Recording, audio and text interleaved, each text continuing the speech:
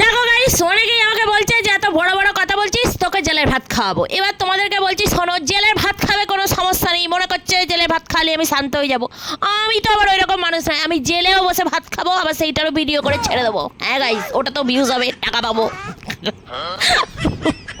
আর টাকা না পাই না পাবো, কিন্তু জেলে বসে ভাত খাবো আর ভিডিও করে ছেড়ে দেবো। হ্যাঁ, এবার অনেকে বলবে যে ফোনটা কোথায় পাবি তুই, তোর ফোন তো নিয়ে যাবো, যেতে দেবো না।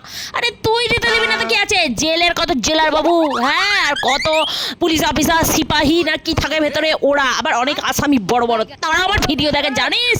আর তাদের কাছ থেকে ফোন ধার নিবো, ধার নিয়ে বলবো ভাই একটু ভিডিও করে দাও, ভিডিও করে আর তাদের চ্যালেঞ্জ থেকেই ছেড়ে দেবো। দেখবি সবাই চিনবে আমাকে আর বলবে দেখো জেলে বসে কিরম মাংস ভাত খাচ্ছে। এবার জানি না তোরা শুকনো রুটি আর ডাল দিবি কিনা, যদি দিস তাহলে আমি মোটেই খাবো না, আর জেলেও যাবো না, কাঁদবো বসে বসে, বুঝছিস, রাস্তায়, কারণ আমি মটন ছাড়া থাকতেই পারি না, দেখতে পাচ্ছিস তো।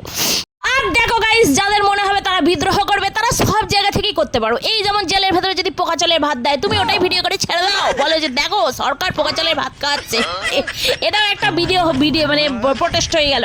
এবার যদি ধরো তোমাকে কোথাও নিয়ে গেছে হসপিটালে ভর্তি করে দিয়েছে, তুমি হসপিটালের বেডের ছবি তুলে ছেড়ে দাও, বলো যে দেখো হসপিটালের বেডটা কি নোংরা। মোট কথা হচ্ছে তোমাকে যেন দমানো না যায়, যেখানে তোমাকে ঠেকিয়ে দেবে তুমি সেইখান থেকে আবার শুরু করবে। কোর্টে যদি নিয়ে যায়, তুমি বলো যে কোর্টেতে দেখো আমার জন্য সঠিক বিচার হচ্ছে না, এই ভুল হলো ওই ভুল হলো, ব্যাস।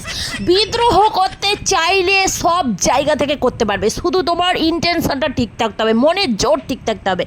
আর যদি তুমি মনের জোর হারিয়ে ফেলো, তাহলে তোমাকে যদি রাজপ্রাসাদও দিয়ে দেওয়া হয়, আইফোন 17 প্রো ম্যাক্সও দিয়ে দেওয়া হয়, ফুল প্যাক ইন্টারনেটও দিয়ে দেওয়া হয়, তুমি কোনো বাল ছিঁড়তে পারবে না। তাই তোমাদেরকে বলছি গাইস, প্লিজ আমাকে একটু ফলো করো আর আমার কথাগুলো একটু শোনো। এটা তুমি বিরোধী হও আর তুমি শাসক হও আর যাই হও, তোমাদের নিজস্ব ব্যক্তিগত জীবনে কিন্তু অনেক কাজে আসবে। কারণ চারিদিকে হিংস্র কুকুররা না, কি বলে ওরা, নেকড়েরা হায়নারা তোমাকে ঘিরে ধরে রেখেছে, কারণ তোমাকে ছিঁড়ে খাবে বলে। আর তোমার হচ্ছে একটাই কাজ, গায়ে 4টি মাংসর প্যাক ঝুলিয়ে ঘুরবে, যে তোমায় খেতে হলে ওই মাংসগুলো খেয়ে যাবে, কিন্তু তোমায় খেতে পারবে না, বুঝছো? এটাই হলো জীবনের মানে সবার করা উচিত। যাই হোক, অনেক জ্ঞান দিয়ে ফেলেছি, এখন একটু আয়েস করে খাই, বুঝছো? তোমাদের যদি আমাকে ভালো লাগে তাহলে ফলো করবে, লাইক করবে, কমেন্ট করবে, আর না ভালো লাগলে একদম সোজা স্কিপ, বুঝছো? কারণ আমি চাই না জোর করে কারোর মনের মধ্যে ঢুকতে বা কারোর সঙ্গে থাকতে।